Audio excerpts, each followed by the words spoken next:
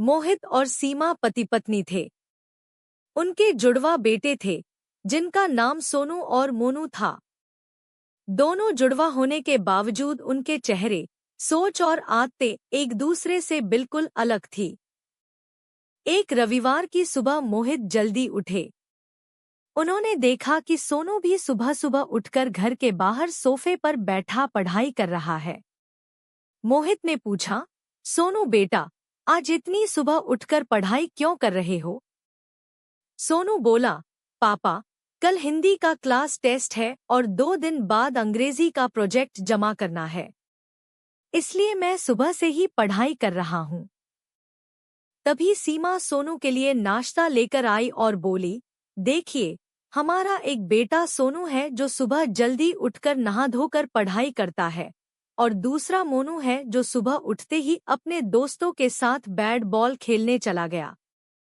उसी समय मोनू खेलकर घर आया और बोला, माँ, जल्दी नाश्ता दे दो, खेलते खेलते बहुत भूख लग गई है।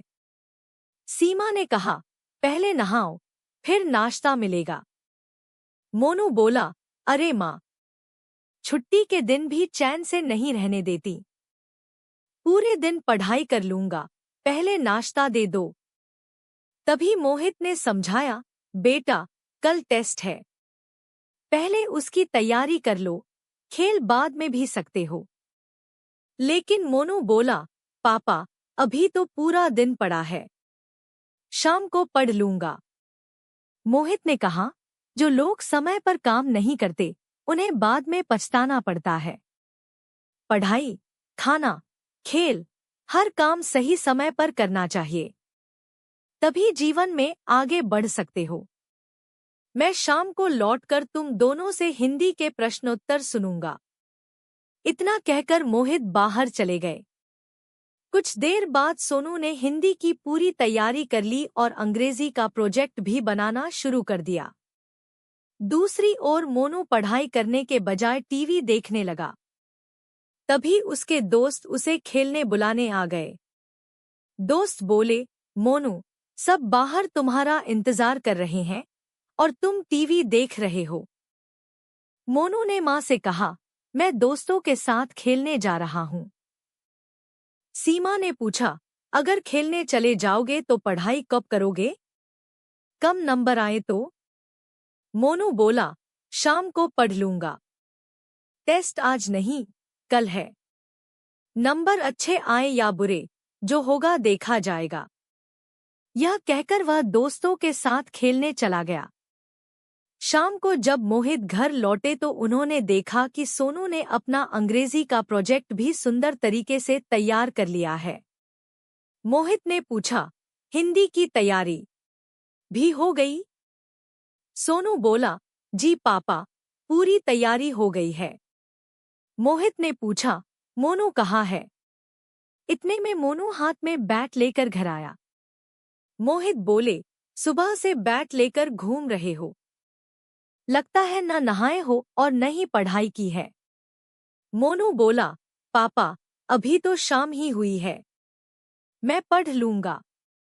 मोनू की आदत थी कि वह हर काम कल पर टाल देता था।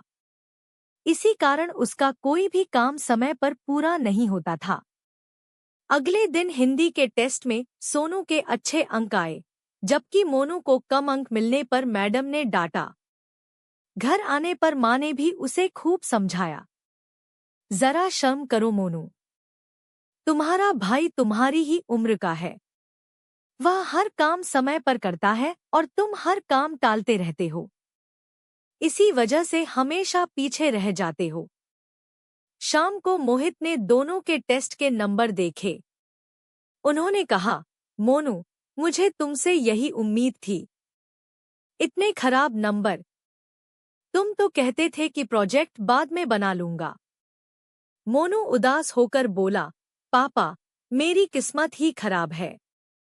मोहित ने प्यार से समझाया, बेटा, जो व्यक्ति समय का सही उपयोग नहीं करता, हर काम कल पर टालता है और केवल किस्मत के भरोसे रहता है, वह जीवन में कभी आगे नहीं बढ़ सकता। तुम दोनों को छुट्टी मिली थी, सोनू ने उसका सही उपयोग किया और आज उसका परिणाम सबके सामने है। याद रखो, इंसान अपनी मेहनत से अपनी किस्मत खुद बनाता है।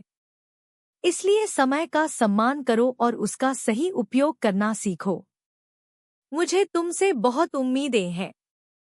मोनू की आंखें खुल गईं। उसने कहा, आप सही कह रहे हैं पापा। आज से मैं समय का पालन करूंगा, हर काम समय पर करूंगा और आपकी